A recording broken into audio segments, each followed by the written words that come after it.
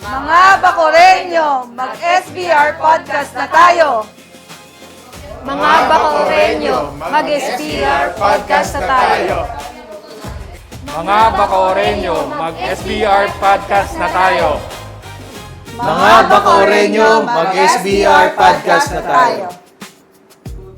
Mga Bacoreño, mag-SBR podcast na tayo.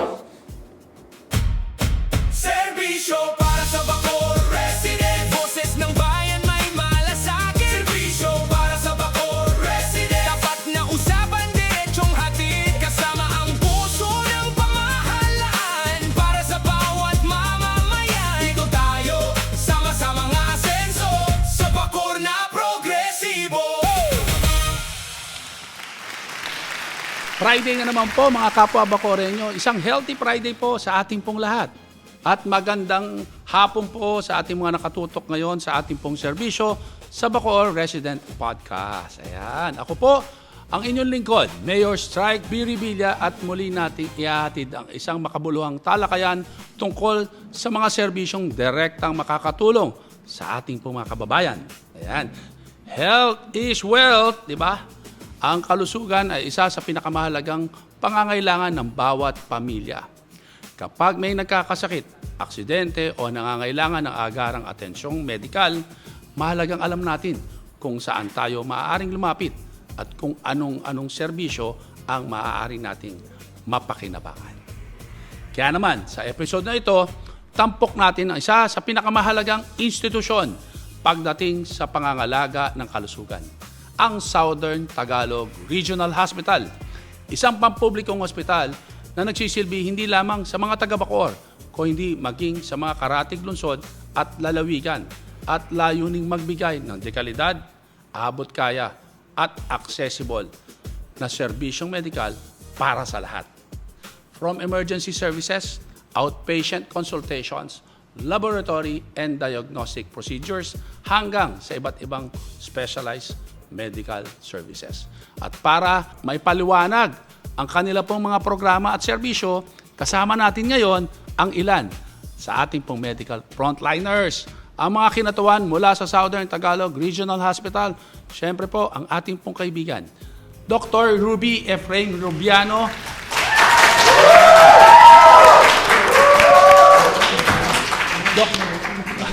at Dr. Braille Napule. Talaga naman. At Dr. Rebecca Ann Gabor. At syempre, ang social services natin, si Miss Angelica Anyano.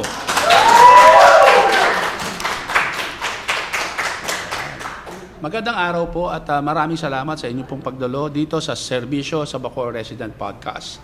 No? Alam po ninyo, sa totoo lang, ang STRH talagang sinimulan po natin yan. Dati Bacoor District Hospital yan noon, di ba, na ating pong pinamahala sa provincial government. Talagang, yan po yun, hanggang napapunta ako ng Kongreso, di ba, tamang-tama, no? Nung ating pong binuksan yan, as talaga naman pong na-turn over sa DOH yan dahil sa bisa ng ating pong batas, di ba? That time, eksaktong-eksakto, halos nagkaroon tayo ng COVID. No? Kaya nga ito, Dr. Rubiano, siya po ang pinaka-head po nito dito, kaya nakakatuwa dahil ito matagal na po at naaari natin na talaga masasabi, malaki na rin po ang experience ito sa paglilingkod po para sa ating mga kabayan. Ayan, Doc, ano ba ang Southern Tagalog Regional Hospital? Ito ba yung mandato at kailan ba to at paano to na itatag natin? Paano simula? Sige po, Mayor. Pero hayaan niyo muna po ako siguro na magpasalamat po sa ating buting Mayor sa pagbibigay po sa amin ng pagkakataon na makapagbigay po ng impormasyon at kung naman po yung mga sa tingin namin makakatulong pa sa ating mga kababayan. At ganoon din, congratulations po sa inyong pagkakaroon ng ganitong klase po ng podcast. Ano po? At yun po, sa inyo pong katanungan na ano po yung ating Southern Tagalog Regional Hospital. Nabanggit niyo po na kayo po ang naghain nung kayo po ay nasa Congress pa. At ito po ay naisabatas noong 2019 at ito po ay tuluyan na turnover ang Southern Tagalog Regional Hospital sa DOH noong 2020 noong February po. At nagkataon po ay Marso, nagkaroon po tayo ng COVID. At doon po nasukat at doon rin po nagkaroon po ng samahang pagtulong. At yun din po nag-start kung paano ang Southern Tagalog Regional Hospital ay lumago na paigting ang serbisyo sa kadahilanan rin po na kinakailangan po na tayo po ay makapag-deliver po ng mga serbisyo medikal, lalo na po sa panahon po ng krisis, ng panahon po ng pandemya ng 2020 po. So, muli, hindi ko na po babanggitin siguro lagi. Maraming salamat po sa habang panahon mula po ng pandemya, ang tulong po ng ating syudad, ng Kongreso, na siguro masabi buong Rebilla po na pamilya. At nakita po namin kung paano po nila binigyan po ng suporta, gabay, ang ating pong ospital sa kanyang pagsisimula. At yung pong Republic Act na hinihain ng ating buting mayor, na noon nga siya po ay representative pa, ay naglalayon na magkaroon po tayo ng isang tertiary hospital na kung saan yun po ay training hospital po ang tawag po doon. Ang Republic Act po na naisusog po ay magkaroon ng isang level 3 na 100 bed na capacity yun, at that time po. At sa ngayon po, doon pa rin po umiinog ang ating ospital, 100 bed po. So, subalit sa pangailangan na rin po at sa kagustuhan din po ng management at ng DOH na mapalaki ang bed, sa ngayon po ay sumusobra na rin po tayo sa dami na po ng aming na-accommodate at sa tulong na rin po ng ating mga kasamahan sa hospital, mga doctors po natin, mga nurses. At yun po siguro ang mayor ang aking lang mababanggit sa ngayon. Opo.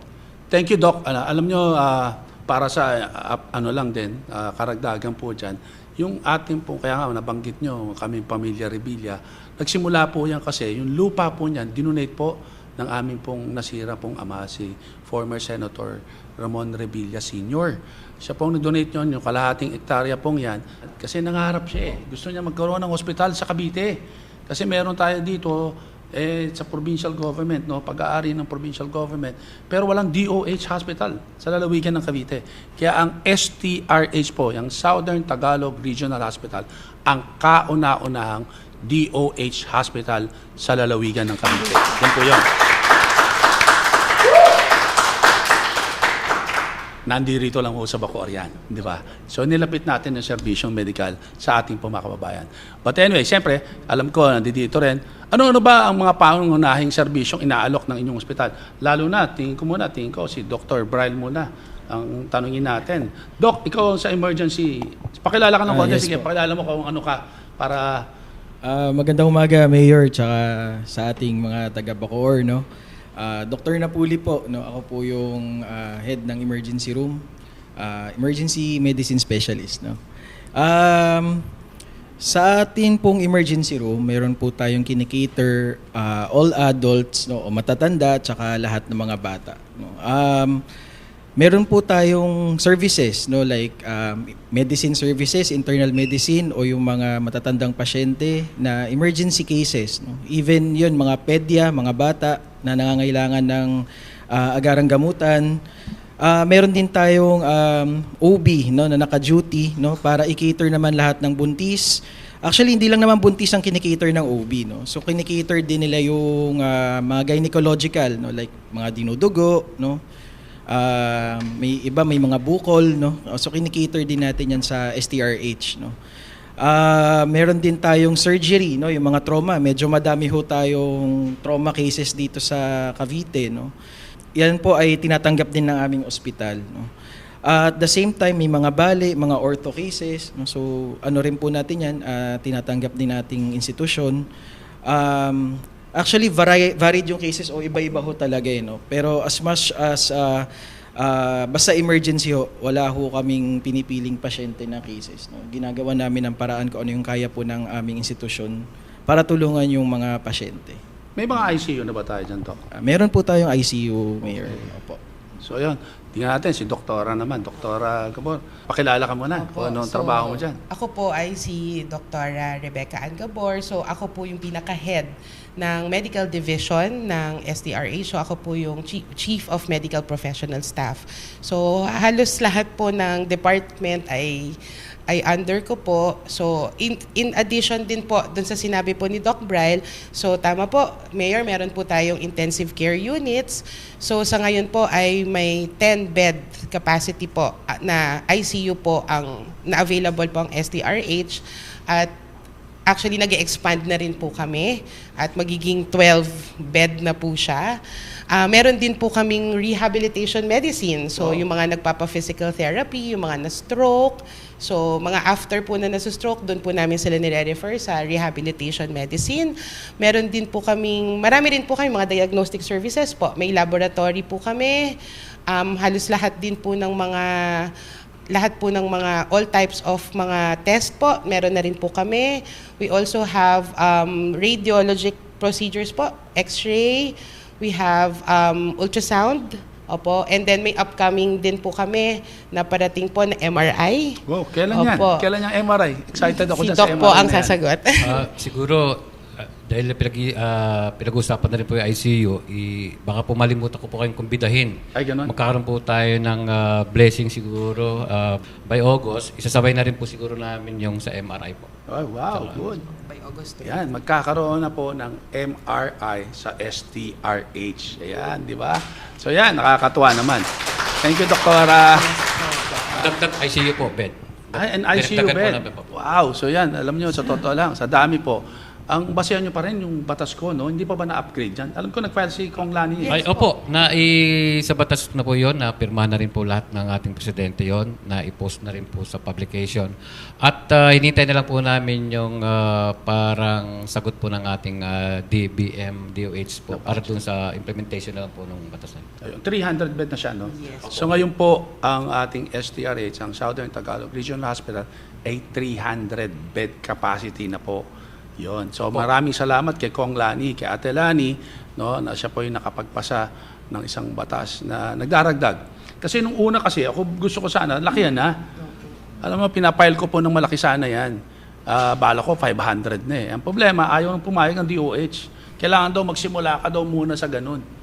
No, kaya 100 lang, kaya po yun, at least. Pero sa totoo lang ho, during that time, wala na po talagang pinapayagan na magkaroon o mag-establish ng hospital ang national, ang DOH. Kaya po napakapalad natin. No? Talagang sa tulong po ng Panginoon at siyempre sa Kongreso at Senado during that time. No? Talagang mapalad din ako at tayo po ay napagbigyan na magkaroon ng hospital. Hindi lang po para sa Bacoor, kundi lahat para po sa ating mga Pilipino at Caviteño. Yan. Mayor, paglilinaw lang po, dun sa pong nabanggit na 300 bed, yung pong aming pag-implement po nun ay progressive Hindi pa po. ngayon. Ibig sabihin Tama. po, dati po 100 bed. Yes. Sa ngayon po ay nag-average na po tayo ng 150. Sa hopefully po, sa mga susunod na taon po siguro ay may isa sa katuparan na po siguro po yung full implementation po ng 300 bed hospital po. Sa kasulukuyan po kasi nagpapagawa pa po tayo ng mga building. Yes. Doon po papasok po ibang bed po. Yes, yun po yun.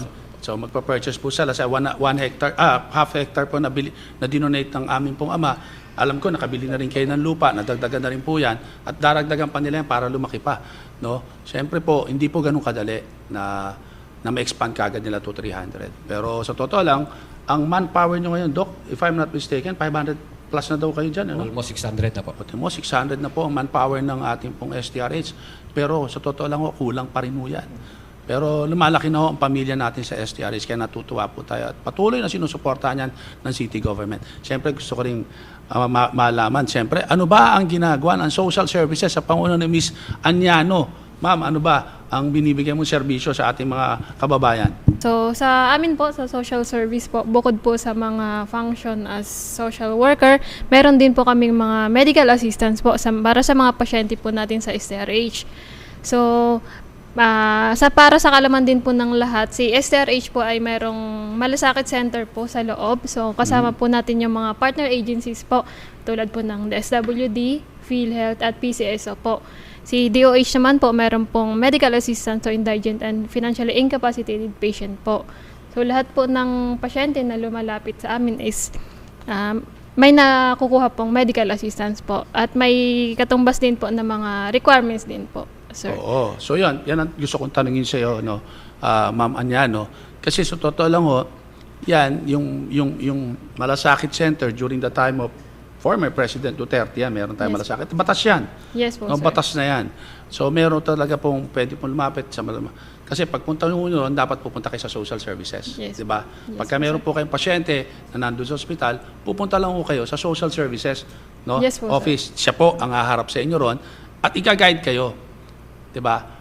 Kung ano yung mga requirements. Kasi kailangan din po yan ng mga requirements. Di ba? Yes po, sir. And then, kaya nga binabanggit niya yung malasakit at saka yung MAIP. Yun po yung MAIP Medical Assistance na programa ng DOH naman. Yes po, sir. Ngayon po yun. So yun po yung MAIP din na programa para ma-access nyo po yung mga funds pong yun. No, yung sa malasakit, galing sa PCSO at galing sa DSWD po. DSWD. So pero nga, may limitation yan no? Magkano binibigay sa yung pondo niyan? Meron ka bang cap ba dyan? Kunyari, 1 million a month. Wala?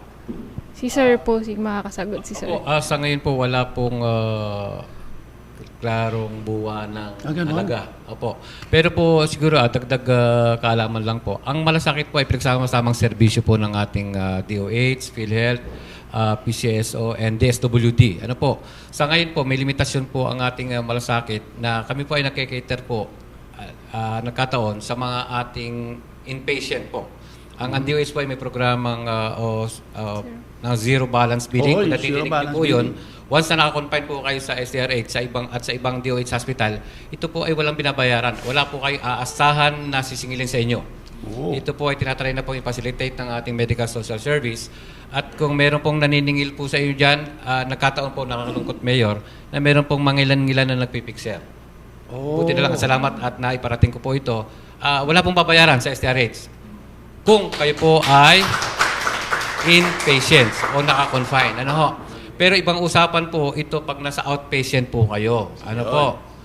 Yan po ay tinatasa ng ating medical social service o ina-evaluate po ang inyong kakayahan din.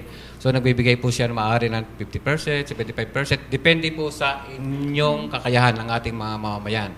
So nalaisip po sana na dumaan po sa ating medical social service na pinangungunahan po ng ating Ma'am Anyano. At pagpapasensya niyo po siguro kung di po kami talaga mapagbigay ng maraming assistance dahil po kinakailangan po ng ating limited pa po ang ating ibinibigay na na halaga para sa kanila po. Yun, so ito po, at least naliwanagan ko rin. Kasi baka akala na lahat ng tao, pagpunta mo sa DOH hospital, libre na lahat. Hindi po ang libre po yung kayo po ay mismong naka-confine sa STRH. Libre po yon, wala kayong babayaran. Pero pagka kayo po doon, yan katunting ko, yung emergency services na binibigay ninyo, no? Pagka may mga laboratories, di ba? Yun na may mga bayad din dyan, no? If in any case, no? Si Doc. Ano naman po, no? Kasi sa emergency room, ang ano po natin, ang PhilHealth ay may bagong program, yung Outpatient and Emergency Care Benefit, no? Or OECB na tinatawag. So ito pong OECB ay nakabase po sa simptomas na pasyente. Kung pagdating niya sa emergency room, may listahan po tayo doon ng mga sintomas na kino-cover po ng PhilHealth. Libre na rin. Yes. Actually, basta pasok po siya sa simptomas na nasa listahan po ng PhilHealth. No? So most of the patient o halos lahat naman po ng pasyente nakaka-benefit naman po ng PhilHealth natin sa ER. No? Even sa outpatient care po.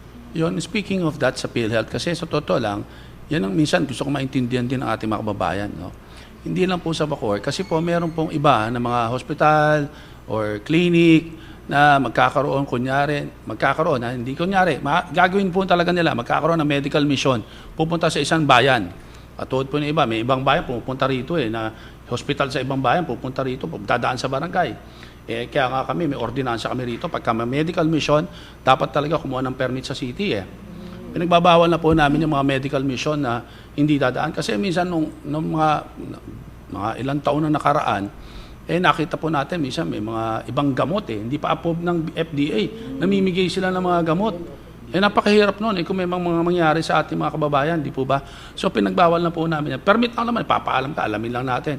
Nangyayari, dahil sa PhilHealth, bumababa yung ibang ospital, pupunta rito, kunyari medical mission, ang problema, gagawin po sa inyo, libre po yun i-remember po kayo sa yakap. Pero ang problema po ron, pagka kayo naging member at doon nakalagay sa hospital na yon, kung saan luparop yung hospital na yon, doon po kayo magpapacheck up ulit. Yun ang masakit doon, di ba, Doc? Di ba? Hindi kayo pwedeng accommodate na ibang hospital. So mabigat. kung anong ospital yung nag-register sa inyo sa Yakap, sila rin po ang dapat niyong puntahan. Mantakin yung perwisyo, kung ibang bayan pupuntahan nyo, mamamasahe pa kayo. Kaya po tayo, bumababa na po ang City Health Office po natin. No, at ngayon po, taon na to, talagang yan po ang isang tutok din ng city government. No, inaantay ko lang yung pondo ng DOH kasi nagbigay po ng pondo sa atin para may konting bigay sila, 2 million, 3 million, parang ganun ho eh. Pero yung 6, parang ganun ang worth na binigay nila sa bawat health center lang natin. Pero kulang, para i-rehab talaga lahat. So sabi ko, pagawa nyo muna yan, may pondo rin kami this year. Kung naiipit yung pondo ng city, hindi mo namin mapagawa muna yung pondo ng city kasi may pondo ang DOH. So, after nung sa DOH, saka po natin ipapatayo talaga yung pondo ng city na para i-rehab, pagandahin mo yung ating mga health center. Kaya po, warning po yan sa ating mga kababayan, ha? Huwag ko kayo basta-basta, no? Pagka may mga medical mission dyan, alamin nyo po talaga muna kung saan sila, kung tiga saan po sila. Baka mamaya, kung ibang lugar, lalo ho kayong pahirapan pagka kayo magpapacheck up na. No, hindi nyo ma-avail yung Yakap program unless pumunta kayo doon sa kanila pong clinic o hospital. Di ba? So, warning po yan. So, yon. So, yan ang ating, kanina sinasabi po natin na libre talaga. Libre sa inpatient. Pero, meron na rin palang libre sa mga emergency cases. Dahil pagka na-cover kayo ng PhilHealth, may mga libre na rin. Sila na sisingil doon. Yun eh. Di ba? Sila na po ang sisingil doon. But anyway, tanong ko, Doc, ewan ko sino ang makakasagot sa inyo. Ha? Ilan po ba ang mga pasyente natin na napaglilingkuran sa araw-araw? At saka siyempre, pagka average natin hanggang isang buwan. Ang inasahan po talaga sa atin ay 100. So, balit ngayon po ay nag-average tayo ng 150 po na na-confine. Daily po yon. At sa OPD po ay naglalaro po sa 600 to 700 po. Sa outpatient po. Kaya kung may experience nyo po doon, kung may kaanak po tayo nagpapasal doon, makikita nyo po tuwing umaga ay sa umpisa, makikita nyo po marami pong tao talagang pong nakatayo. Maraming pila. Maraming pila po. So yun po, yan, pasensya na po sa ating mga kababayan, pumipila po sa STRH, no? Siyempre po, ang kanila pong budget para po sa 100 lang ho, na capacity ng ating pong hospital. Pero po ngayon, since na-approve na po yun, pero yung proseso po nun, hindi lang ho, pagka-approve ngayon ng Kongreso, bukas meron na po yan. Hindi ho, may dadaanan pa ho, ilang taon po yan, bago pagka na-establish nila yung building na ito pang 300 na, yung rooms 300 na, saka lang ho sila babudgetan, nagagawing 300 na yung budget. Ganun yun, di ba, Doc? Mayor, siguro dagdag ko na din, usapang outpatient po. Ang sa aming animal bite po ay siguro makakatulong po kayo doon. Sa aming animal center po ay naglalaro po sa 80 to 100 po. Ang araw-araw po na sinasaksakan po. So, baka po makatulong po ang ating City Health kung paano po mababawasan po yung mga nakakagat po. Actually, meron din tayong ginagawang ganyan. Meron din pumupunta sa amin, pero mas gusto yata sa inyo pumunta. Alam niyo, nakita ko yung pila niya, marami rin yan talaga No, dati mga 200 pa yan, nabawasan na yan Di ba? So dati 200, ngayon at least mga 80 to 100 na lang. Pero everyday po yan kasi sa totoo lang, ewan ko ba, mas gusto yata nila talagang hospital pumunta Kasi kami clinic lang yung sa atin Di ba? Kami dito sa City Hall lang yan. So medyo talaga ang ating mga kababayan, mas gusto nila yata talaga sa hospital. But anyway, we will try our best. Actually, kaya i-improve ko yung ating mga health centers. Magkakaroon sila malaki rin na lobby, na parang antayan ng mga tao. Papaayos ko yan Kasi yung action center na rin po ng city, yung mga financial, boreal, medical assistance ng city government, ilalagay na rin natin doon sa health center. So, hindi na rin sila mahihirapan. Kasi ngayon, nasa mga barangay, kinluster natin yung mga barangay, so doon sila pumupunta sa cluster or sa City Hall. Doon po sa lower ground. So, sa lahat po na lumalapit na tiga Bacoor, pagkakailangan nyo po ng tulong, pupunta lang po kayo sa Action Center. Meron po yan sa mga clustered barangay po natin. Pero, kung mas malapit po sa inyo ang City Hall, dito lang kayo pumunta sa City Hall, dyan po sa lower ground. Ang entrance po niyan sa likod ng City Hall mismo, sa likod lang po yan. Makikita nyo po ron, yun po itutulungan kayo. Basta diretso po. Kailangan kompleto po ang dokumento nyo, Mayor, dagdag lang po. Doon sa tinatanggap naman po namin lahat ng gustong magpa-vaccine sa rabies. Subalit, minsan po nakakalungkot na mahaba po ang pila. Yun po yung aming nakakaya pong sabihin na na haba po na pila yung queuing Oo, time po nahihirapan. nila, nahihirapan po sila. So yun po. At ganun din po, may limitasyon din po kami sa araw. Dr. Rebecca, Dr. Brian, anong araw ba yung wala tayong animal bite? Ang animal bite po ay nag-ooperate po Monday to Saturday. Sunday Monday to lang. Saturday Opo. yan. Sunday Ba, lang po everyday? talaga wala. Ayan nga, paalala eh. Actually, yan sinasabi ko rin sa atin eh. May campaign tayo dyan sa stray animals talaga. Kasi napakadelikado po ha. Sa totoo lang, simple lang po yan. Akala nyo kagat. Diba, minsan nabaliwala. Meron na kami, namatay na nga eh. Mismo, alam mo, security guard sa city. Nilaro yung isang batang aso, tuta. Nilaro, hindi minaliwala niya. Patay. That was 1 or 2 years ago. No? Kaya nakakalungkot, hindi po biro ha. Yung pong kagat ng aso, nakakamatay po yan. Kaya hanggat maaari, huwag niyo pong baliwalain yan. Kaya pumunta na po kayo sa DAMA. Kung hindi, sa health center naman po at dito sa STRH. Monday to Saturday po yan. Sunday, wala sila.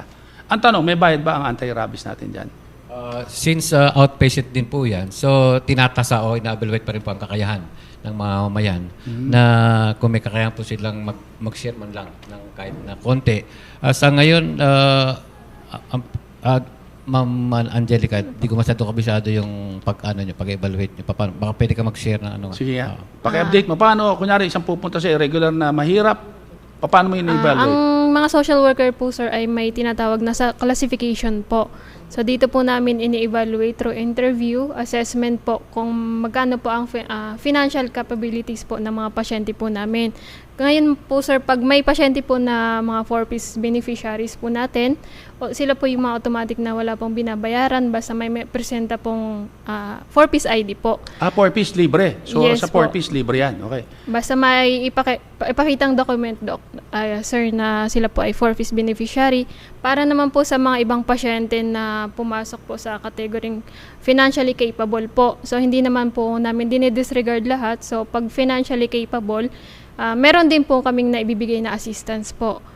So, bawas, Yan po. may discount. Discount po Yung babayaran siya. nila. Yes po. So, magkano ba talaga dapat ang bayaran kung ano? Pag mga financially capable, sir, meron po kaming binibigay na 50% to 75% medical Magkano ba assistance singil po. nyo sa rabies lang? Bali, ang vaccine po kasi namin, sir, is per dose po is nagkakalaga ng 1,323 po. 1,300? Per dose po siya. So, kung tatlong balik po siya, sir, ang 3,000. first dose tsaka second dose po, pag may babayaran po siya, mga 50%, magbabayad po siya sa first tsaka second dose. Pagdating naman po sa third dose, yung po yung wala pong binabayaran. Libre na. Libre po yung Okay. third dose.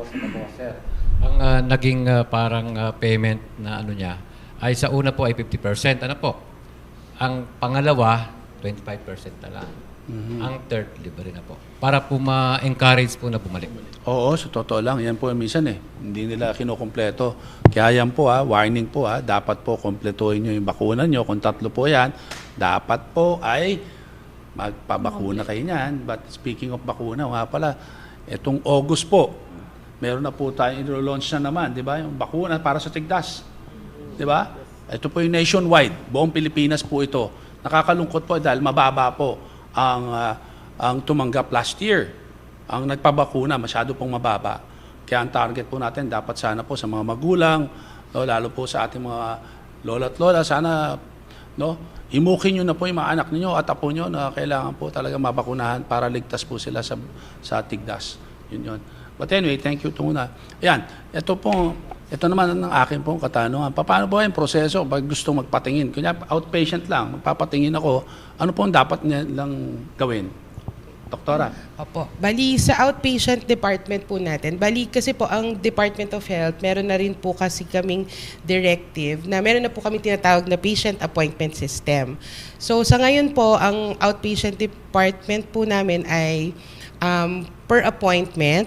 So, kami po ay naglalagay po ng mga QR code.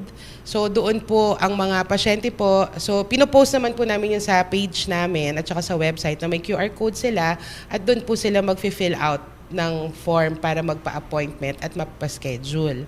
Although may mga walk-ins pa rin naman po kami kung talagang kailangan po.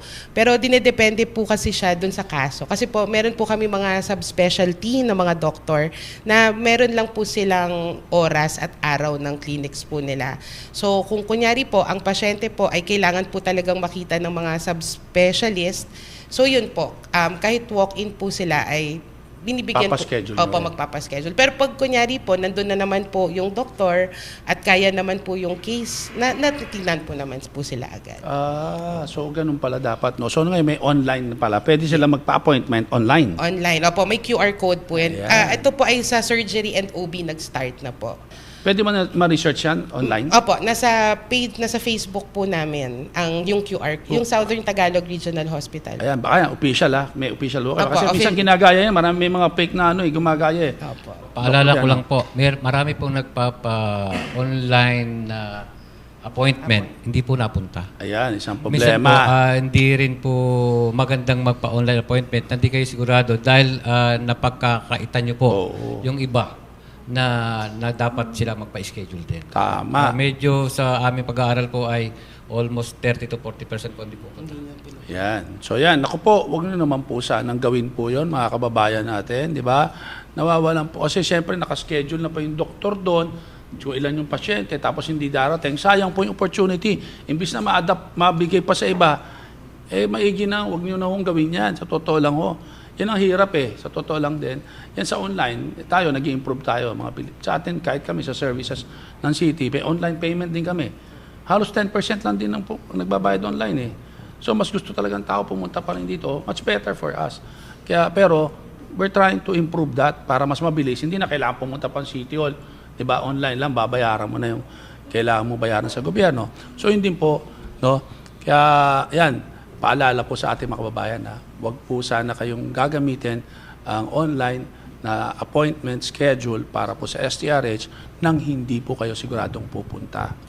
Dahil nababawasan po yung natutulungan nila dahil puro 30% nag-aantay yung doktor, walang pupunta. Imbis na may bibigay natin sa iba. Pero Mayor, humingi din po kami ng paumanhin dahil di po lahat ma-accommodate. Yes, Ibig sabihin po, meron po kasi tayong mga mamayan na naisin sa ganitong date. So, balit puno na po doon. Okay. So, pagpasensyahan nyo po talaga pong medyo marami po talaga tumatangkilik ngayon sa ating ospital. At medyo napupuno po yung ating nanaisin na mga petsa po. Opo.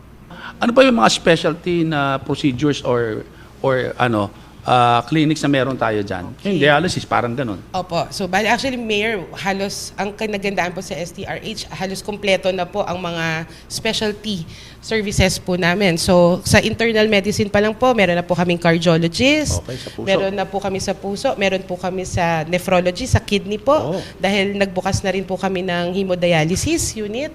So, meron din po kami sa lungs, sa pulmonologist, meron na rin po. Ang isa pong bago namin ay dermatologist. What? So sa mga balat po, yung mga may skin problema, diseases. skin diseases po. So kakabukas lang po namin this month po ng dermatology po namin. Meron din po kaming gastroenterology sa Bituka. Okay, tapos meron din po kami mga infectious disease, yung mga parang COVID po, yung mga special na mga infections. Meron na rin po kaming mga doctor, endocrinology sa mga may thyroid, diabetes. Meron na rin po kaming doktor. At sa neurology po, yung sa brain, meron po sa mga stroke. Yan. Sa mga surgical services naman po, marami na rin po kaming mga procedures. So may mga colonoscopy, yung sa mga bituka po. Meron po kaming laparoscopy services, minimally invasive. So, nakabili po kami ng equipment na gano'n. So, yung mga may sakit po sa abdo na tinatanggalan ng laparoscopic, meron na rin po kami mga gano'n. Urology, sa mga prostate. Okay, meron po kami Ayan, mga ganyang lalaki, sa procedure. lalaki Opo. Sa ENT, yung sa tenga po, head and neck, meron na rin po kami mga nag-oopera. Isa rin pong bagong service namin is the OFTA, yung mga may katarata po. So, yan, nakakagawa na rin po kami noon. Orthopedics po, yung mga nabalian, may problema sa buto, so meron din po kami. Plastic and reconstructive surgery, hindi po yung sa aesthetic, Mayor, yung mga talagang may disease po na kailangan pong gawin. So, mga na-aksidente po na kailangan gawin, yung mukha po or yung mga skin, yun po, meron na rin po kami. And endoscopy po. yung endoscopic surgery, mga sinisilip po sa Oo. bituka po. Meron na rin po kaming mga ganung machine. Okay? Additional po sa pediatrics naman po. So meron na rin po kami mga pulmonologist na pedya sa cardio, may sakit sa puso. Meron na rin po kaming oncologist sa mga cancer oncologist. po. Oh, yeah. Yes. Wow, So importante actually yan. lahat po, meron po. At nagsasagawa na rin po kami ng mga cancer screening. So isa na rin po yan sa mga proyekto namin. Huli po sa OB naman po, so yung marami po kasing buntis talaga, Mayor. Ay, So, naku, sobra yan. Opo. So, meron po kami mga high-risk pregnancy. So, yung mga buntis po na may mga karagdagang sakit. So, na ma-manage na po ng ospital yan. Meron din po kaming cancer na mga cancer po na gumagawa po. At may mga ultrasound na rin po kaming gumagawa po. Speaking of mga buntis, 'di ba? Minsan kasi alam mo may mga doktor ayaw tanggapin pagka malapit na 'di ba? Pagka malapit na mga anak, 'di ba? Takot yung risk, 'di ba? So, anong dapat nilang gawin? Dapat from day 1 ba o first month ba ng buntis na dapat nagpapa-check up Opo. na? Actually po, sa mga buntis po kasi, dapat po, actually sa prenatal pa lang, dapat meron na po kasi talaga kayong birth plan. So yung mga centers naman po natin, una po, kahit sila po yung unang nag-check, ina-advise na rin naman po sila kung sino Yes. po yung mga dapat kailangan mga anak sa ospital. So, kaya po, dapat po, ang advice po namin sa mga buntis, dapat po pag alam po ninyo at sinabi na rin naman po ng mga centers na kailangan mga anak po kayo sa ospital, dapat po magpapacheck up na rin po kayo sa hospital sa STRH. Kasi po, syempre kailangan po namin malaman kung lalo na po pag may mga sakit, kailangan pinaghahandaan po kasi natin yan, yung pagmamanage po at sa panganganak nila. Oo, kasi talaga minsan inaayawan talaga pagka medyo malapit na. Kawawa talaga yung tao pagka mga anak na. Yan ang nagiging problema. So yun, paalala po sa mga mami to be mommy, no, na dapat talaga mabilis, dapat to maaga po kayo, 'di ba? Pagka alam niyo buntis kasi minsan ang nakakalungkot din minsan syempre hindi naman disgrasya lang, lalo na kung bata, takot, 'di ba? So lalabas na lang pagka malaki na yung tiyan, lalo na sa mga bata.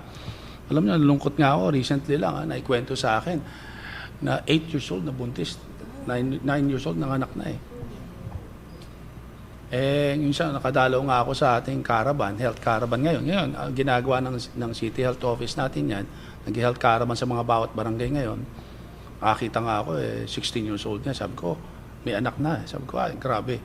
May 9 years old pa pala. So, yung paalala talaga, lalo sa ating mga kabataan, huwag tayo masyado mapusok dyan. Ako, Diyos ko, ano mangyayari? Alam mo, nakabuntis, parang 14 years old daw. Diyos ko po, patay tayo. Ano mangyayari sa buhay niyo at yung anak ninyo? Yan ang magiging problema. Mayor. Sige, Doc. Dr. Biano. Konting paalala lang po tungkol sa mga kasama nating buntis. Ano po? Sana po kung nanaisin niyo pong mga anak o maoperahan po sa cesarean sa ating STRH, sana po ay yung prenatal po ay sa amin po kayo mag-umpisa. Para po yung nabanggit ni Mayor kanina na yung mga biglaan, at least meron po kaming record ng inyong mga pagdalaw ng prenatal check-up nyo. Para hindi rin po nabibigla yung ating mga doktor sa emergency room, even yung buong department po ng OP. At naiwasan po yung sa sinasabi po natin na tinatanggihan. Yes. Mas maganda pong nanaisin po ng management na sana po ay doon na po kasi mag-umpisa ng prenatal sa STRH po. Halos araw-araw naman po ay meron na po kaming prenatal check-up at naglalaro po sa 50 to 70 po araw-araw po. Wow, dami, no? Mantakin nyo, isa lang ho yan, check-up lang yun, 50 to 70. Wow!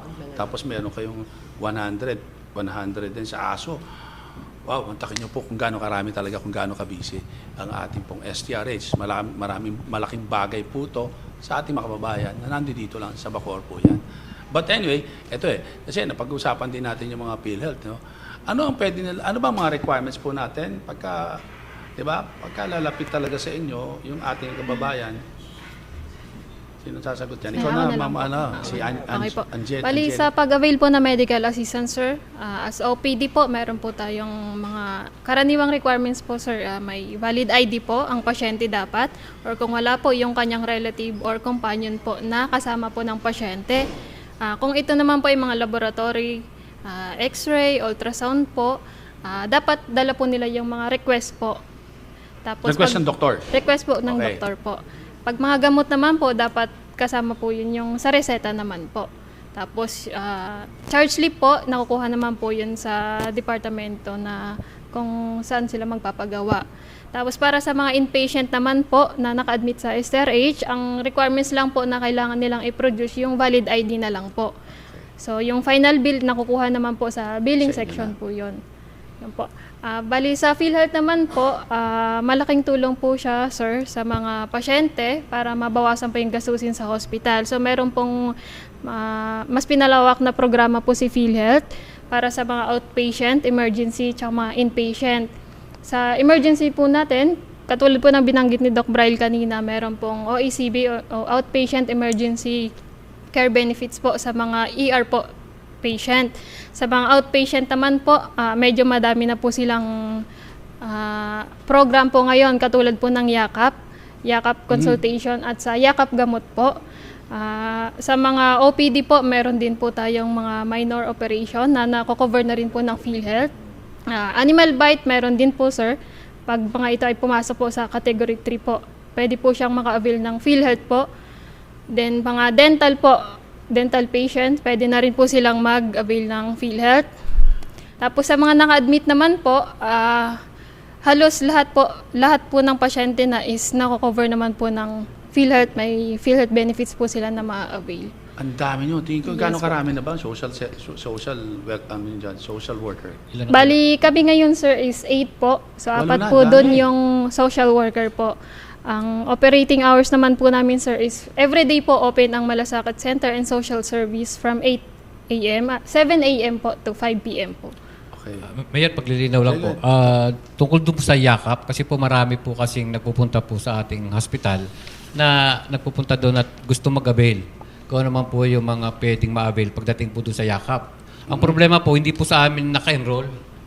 Yun nga yung sinasabi ko eh. So nanaisin ko po sana na kung kayo po ay sigurado nyo pong sa amin po kayo magpapa-check up at sa OPD at nanaisin nyo pong maka-avail po ng mga Yakap. Mas nanaisin po namin na kung pwede po kayong makaka-transfer kayo sa ibang panahon na allowed na kayo mag-transfer by last quarter po yata ng bawat taon Yes. yon. At sa tingin nyo po at nanaisin nyo nga po sa STRH po magpapatingin na mas nanaisin ko po na magpa-transfer po kayo sa atin sa STRH para hindi po magkaroon po ng confusion o miscommunication po pagdating po sa availment po na ibinibigay po ng ating PhilHealth po. Okay. Salamat po. Thank you, Dr. Biano. So yun, paalala sa ating mga kababayan. Alam niyo yan yung sinasabi ko kanina. Imbis na kung saan kayo pumupunta, nire-register po kayo yung mga medical mission na ginagawa pong yan. Akala ninyo, check-up lang yun, libreng check-up, libreng gamot, pero yun po, nire-register po nila kayo roon sa Yakap PhilHealth program. So, kung malayo po yung hospital na yan naging problema. No, doon pa kayo talaga magpapa-check up. Kaya yan po, paalala, kung gusto niyo po sa STRH, tayo po bumababa po ang city. No, bumababa po tayo sa community ngayon para po dyan sa mga programang yan. No, importante po yan na siyempre dapat dito na kayo magparehistro, dito na kayo mag-i-rehistro, magparehistro to sa Yakap, no? Yakap program ng PhilHealth para hindi na po kayo nahihirapan, lalo na sa pa-check up at para ma-avail niyo yung 20,000 na gamot, no? 'Di ba? 20,000 yan. So napaka-importante po niyan. But anyway, yun lang. Yun po, ang kailangan, ID lang naman pala, ID lang. No? So any ID, barangay ID pwede na? Pwede, Yung sir. national ID? Yes po, pwede. Basta valid po. Ano na ba naging malaking accomplishment talaga ng ating hospital? Kung susukatin nyo po, paalala po sa lahat, 6 na taon pa lang po ang Yes, Southern Tagalog. yes, 6 years. Kung susukatin nyo po ang aming accomplishment, taon-taon po ay nadagdagan po ang ating mga makina, even ang dami po ng bed, kahit po dami po ng doktor, at ganun din po yung serbisyo na ibinibigay po ng ating hospital. Kung makikita nyo at papapansin nyo po ay talaga naman pong tinatry po ng management po ng ating hospital na maging fully equipped ang ating hospital sa Bacoor. At sa tulong na rin ng ating buting mga legislator, sila Congressman Lani, Congressman Brian, plus Congressman Jolo, ang suporta pagdating po sa dagdag budgets at dagdag proyekto po pagdating po sa ating hospital po sa Bacoor. O nga pala, I heard nga pala, Doc, I heard, di ba, pag-usapan natin minsan, speaking of Congressman Jolo, sa distrito niya, sa 1st District, di ba may expansion na kayo doon? Tama ba? Opo, naglagay po kami doon ng isang Ayun. tinatawag na bagong urgent care and ambulatory service. Ang nilalayon po noon ay mati-congest ang ating mabawasan hospital kayo. storage. Mabawasan po ito, yung taga-Kawit po. Ninanais po namin na doon na po sila magpa-check up. Saan yun? At Saan? least sinilapit po sa katabi lang po ng Kawit Kalayaan. Actually, compound po ng Kawit Kalayaan Hospital po. Yun. So yun po, sa mga tiga-Kawit o tiga-First District, doon na lang po kayo pupunta pagka magpapacheck, no? At nag-enroll din po Laboratory. sila doon ng yakap. Nag-enroll din Yun. po doon ng yakap. Meron po tayong high-risk pregnancy clinic po doon para sa mga buntis po na high risk, yung mga dating nagsisaryan, plus yung mga unang pagbubuntis, tsaka ikalimang pagbubuntis pataas po. Ayan. So yan, ito may isang tanong ng ating kababayan. Paano yung noon-time break ninyo? Kasi ito ay medyo nagiging issue sa mga nakaraan. May noon-time break policy ba kayo na bawal? Kasi dito sa amin, sa city, bawal yan eh. Bawal kami, nagpapalitan sila ng kain during lunchtime. Opo, ang noon-time break po ay natutupad, lalo-lalo na sa mga tawag namin ng mga frontliner. Ibig sabihin, subalit, meron po tayong mga serbisyo dyan na nag-iisa lang talaga ang secretary, nag-iisa lang ang dentist, need din po nilang magtanghalian. Need din po nilang mag-CR. Dahil di naman po, may limitasyon pa po tayo. Di pa po kami pwedeng makahire ng isang dentista, dalawang sekretary, parang ganun po. So, sa ngayon po, humingi pa kami paumanhin kung di po namin na ipapatupad sa lahat ang posibleng noon-time break. Noon-time break. Subalit, itatry po namin ang best namin kung magkaroon po ng pagkakataon. Ayan. So, they're trying their best, no? So, unawain na lang po natin. Tao rin po yan, ano? No, kulang po sila sa manpower pa rin po talaga dahil sa dami po talaga ng lumalapit when it comes sa health services. So, ito, paano po ba makokontak ang STRH? Meron po ba kayong emergency hotline?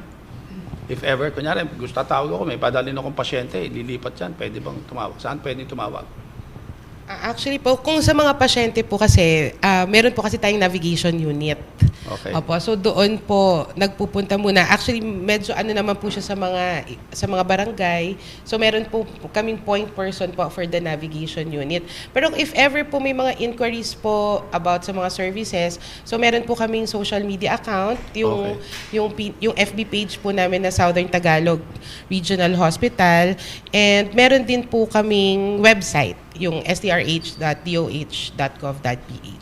Ayun. So, napaka-importante po niyan. Yan po yung mga website nila ng STRH, Southern Tagalog Regional Hospital. Ayan po yan. So, yun. So, dito, ang akin na lang pong sa inyo, tingin ko, kung meron pa kayong kadagdagan, bigyan natin ng huling pagkakataon. Kayo muna. Si Miss Anyano muna. Ano bang masasabi mo sa ating mensahe sa ating mga kababayan na nanonood at nakikinig sa atin ngayon, sa mga pwedeng lumapit sa iyo? So sa amin naman po sa Medical Social Service, ginagawa po namin yung sa abot ng aming mga kaya ma-provide po sa mga pasyente po yung lumalapit for medical assistance.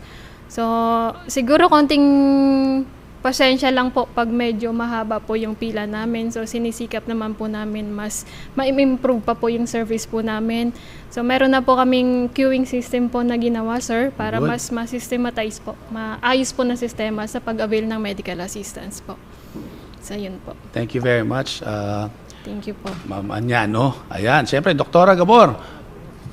So, bali ang message po namin, so kami po, ang mga doctors po ng STRH ay nagsusumikap din po na ma-accommodate po kayo lahat. Ngunit yun nga po, sabi po ni Dr. Robiano, meron pa po kaming limitasyon at nagsusumikap naman po kami na ipalicense po with Dr. Robiano, ipalicense po natin ang ating hospital for more expansion. So kung medyo hindi rin po tayo na-accommodate, medyo pasensya, pero sinisituate naman po namin na mai-refer po kayo sa mga mas malalaki pong ospital. Opo. Yun naman talaga napaka-importante. Siyempre, kay Dr. Napule, baka meron kang message. Sa amin naman po, sa mga doctors din po ng STRH, no, kami po ang tumitingin din sa emergency room. No? Ang emergency room po namin, ang kakayahan lang ng kama namin ay 21 beds po. Lahat-lahat po yun. No? Lahat ng area. Kaya po kung pansinin nyo, meron po tayong triage system. So ano ba yung triage system? Inuuna po natin lahat nung may nangangailangan ng pangunang lunas. So hindi po to isang pag pumunta tayo, nauna ka sa kanya, ay ikaw yung susunod na titingnan. So depende po sa severity o sa kalalaan po ng kondisyon ng pasyente ang pagtingin po sa emergency room.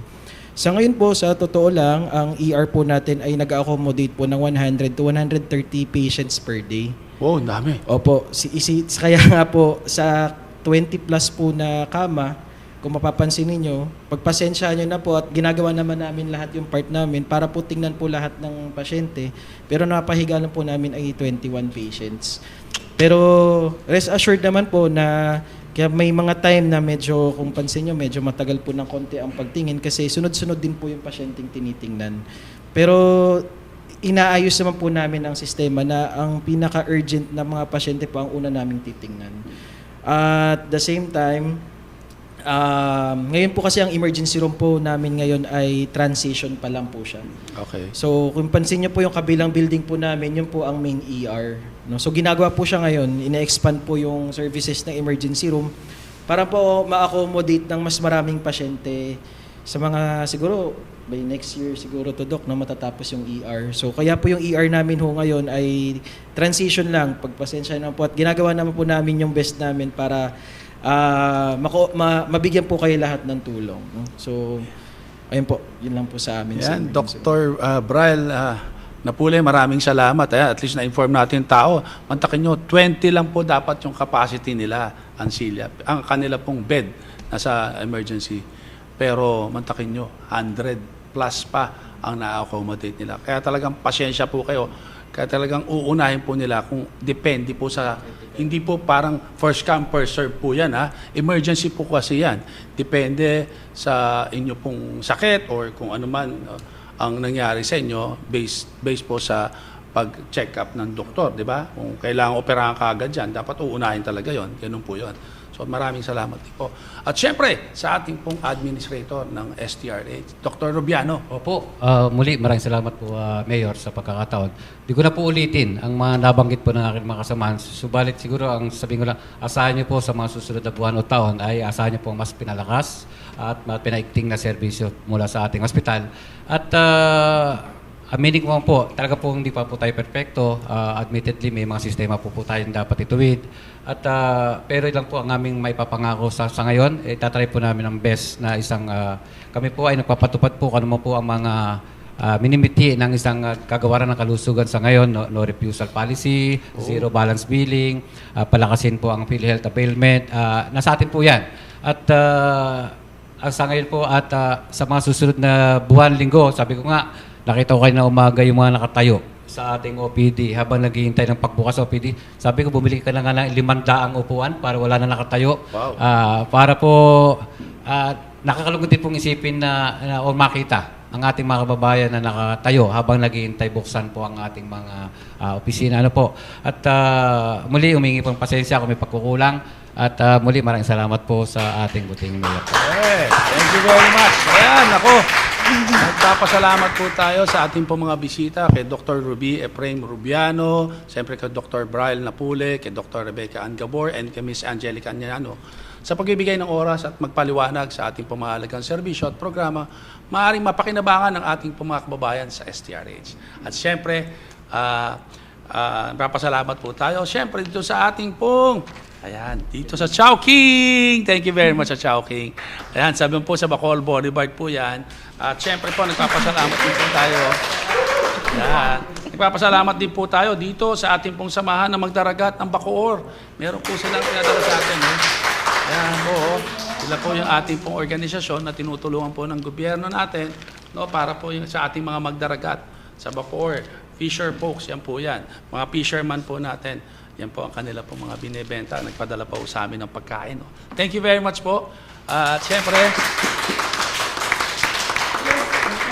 itong mga mug naman po ito ibigay namin para sa inyo yan. Souvenir po niyan, ha? Dok, yung mga mug na yan, sa inyo po yan.